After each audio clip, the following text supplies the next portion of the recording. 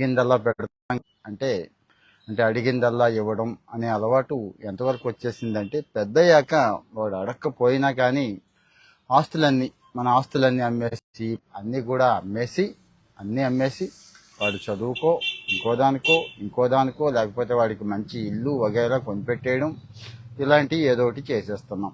అవునా కదా? చాలా మందిని చేస్తోంది అది అతి ప్రేమ. పుత్రిక మీద అతి ప్రేమ ఇది చేసేస్తోంది. సరే ఏమైంది అంటే ఓకే, చాలా మంది బాగానే ఉన్నారు, చాలా సంతోషం. ఆ పిల్లలకి మనం అంత చేసినందుకు ఆ పిల్లలు కూడా బాగా చూసుకుంటూ ఉన్న చోట ఇబ్బంది లేదు, అద్భుతంగా చూసుకునే పిల్లలు ఉన్నారు, వాళ్ళందరికీ హ్యాట్స్ ఆఫ్. కానీ పట్టించుకోని పిల్లలు, మోసం చేసే పిల్లలు, పారిపోయిన పిల్లలు, తన్నే పిల్లలు, కొట్టే పిల్లలు, తల్లిదండ్రుల్ని నానా రకాలుగా ఇబ్బంది పెట్టే పిల్లలు ఉన్నారా లేదా? ఒకసారి ఆలోచించండి. మీకు అలాంటి పరిస్థితి ఉంటే, మీ చుట్టుపక్కల వాళ్ళకి అలాంటి పరిస్థితి ఉంటే, నేను ఇక్కడ మంచి మార్గం అయితే చెప్తున్నాను, మంచి పరిష్కారం కూడా చెప్పడానికైతే ఈరోజు లైవ్లో మనం ఆ సెషన్ అంటే ఈ టాపిక్ని ఎంచుకున్నాము. ఇది వాడుకోండి, దయచేసి వాడుకోండి. కాస్తో కూస్తో అంటే మనకు ఆ పరిస్థితి ఉండకపోవచ్చు, ఓకే, భవిష్యత్తులో వస్తుంది కాబట్టి, వచ్చే అవకాశం ఉంది కాబట్టి తెలుసుకుందాం. అందరికీ నందు లేదు, మన చుట్టుపక్కల ఎవరో ఒకరికి పరిస్థితి ఉంది అంటే ఈ వీడియో ఖచ్చితంగా వాళ్ళకి ఉపయోగపడుతుంది. మీరైతే షేర్ చేయండి. చూసిన ప్రతి వాళ్ళు కూడా పిల్లల వల్ల ఇబ్బంది పడుతున్న తల్లిదండ్రులకి షేర్ చేయండి, దయచేసి షేర్ చేయండి. సరే, విషయంకి వచ్చేస్తాను.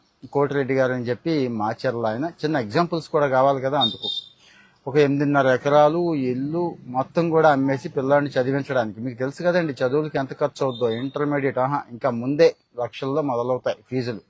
ఇంటర్మీడియట్కి వచ్చేపాటికి 5-10 లక్షలు, ఇంజనీరింగ్కి మళ్ళీ 25-20 లక్షలు, మళ్ళీ ఎంఎస్ చేయించడానికి అక్కడ కోట్లు, ఒక్కోసారి కోట్లు కూడా. అయినా కానీ ఏం ఆలోచించకుండా మొత్తం గుమ్మరించేస్తున్నాం, పెట్టేస్తున్నాం. వాళ్ళు ఏం చేస్తున్నారు, ఇక తిరిగి వచ్చే ప్రసక్తే లేదండి. అక్కడ వాడికి అప్పటికి మెచ్యూరిటీ వచ్చేస్తుంది. మెచ్యూరిటీ అంటే దిక్కుమాలిన మెచ్యూరిటీ. అమ్మా నాన్నని బాగా చెమటగా ఉంది ఏమనుకోవద్దు, అమ్మా నాన్నని పట్టించుకోకుండా ఉండేంత మెచ్యూరిటీ. అంటే వాడు ఏం ఫీల్ అవుతాడంటే, హక్కు కన్నారు, ఆ మాత్రం పెట్టలేరా, నా కోసం కాకపోతే ఇంకెవరి కోసం, అంటే వీడి కోసమే తల్లిదండ్రుల జీవితం అంతా వీడి కోసమే ధారపోసేయాలి. వాళ్ళకి సంతోషం సుఖం ఇంకేమీ లేవు, ఉండకూడదు.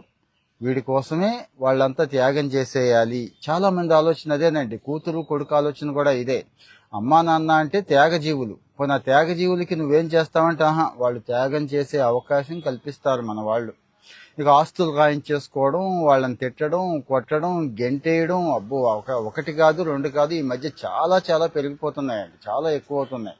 ఒక పక్క చూస్తేనేమో వృద్ధుల జనాభా పెరిగిపోతుంది భారతదేశంలో కూడా. అంటే మీరు చూసే ఉంటుంటారు, జనాభా